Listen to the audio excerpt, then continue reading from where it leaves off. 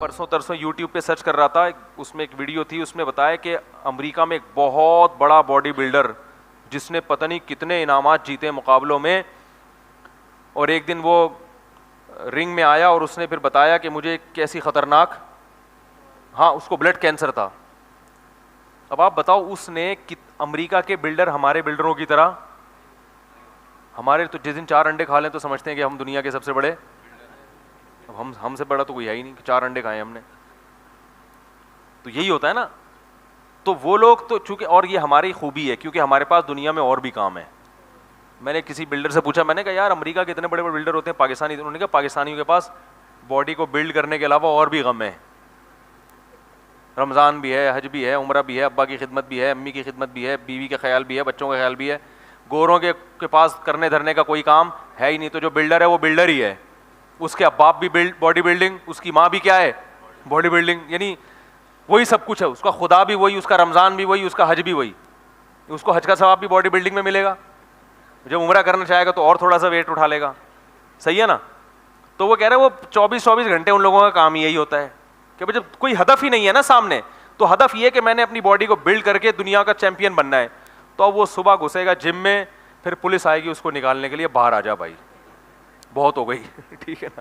پھر جب وہ سوتے ہیں, کیونکہ باڈی بلڈر کو سونا زیادہ پڑتا ہے, تو گھوڑے بیچ کے سوتے ہیں, فجر ظہر عصر مغرب عشاء کا کوئی پرواہ نہیں. ان کو ڈاکٹر نے بتایا تو اتنی دیر تم نے ایکسرسائز کی ہے تو اب اتنی دیر سو جاتا ہے.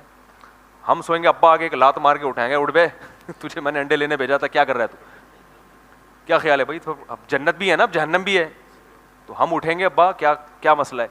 انگریزوں کے ابا ابا کی ٹینشن انہوں نے پالی بھی نہیں ہے ٹھیک ہے نا, تو وہ کہہ رہے ہیں یہ ٹینشن میں, تو وہ سوتے ہیں. تو سوتے ہیں, جب کھانے پر آتے ہیں ڈاکٹر بتاتا ہے بھائی آپ کو اتنے پروٹین لینے ہیں یا اتنی کیلوریز لینی ہے, تو وہ گورنمنٹ سے منظور کرا لیتے ہیں, کیونکہ گورنمنٹ بھی کہتی ہے بھائی کچھ لوگ ملک کا نام اس لحاظ سے اونچا کریں, تو پھر گورنمنٹ کی طرف سے ان کے بکرے منظور ہوتے ہیں. پھر وہ گورنمنٹ ان کو وہ پھر کھا رہے ہیں, پھر بکرے کھا رہے ہیں. ہم کھائیں گے بکرے تو بچوں کو کیا کھلائیں گے بھائی. تو وہ پاکستانی بلڈر تھے, انہوں نے کہا بھائی ہمارے ساتھ مسائل ہیں, ان کے پاس دنیا میں اس کے علاوہ کوئی غم ہے ہی نہیں, لہٰذا وہ بھائی یہی.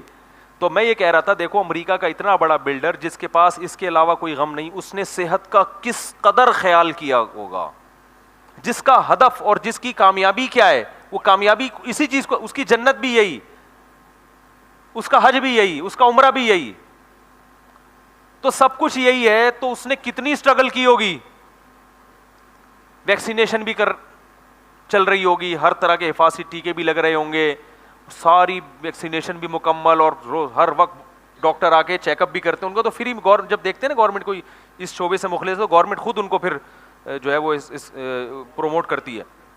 تو ساری چیزیں مل رہی ہیں, مگر وہ کتنی خطرناک بیماری, بلڈ کینسر.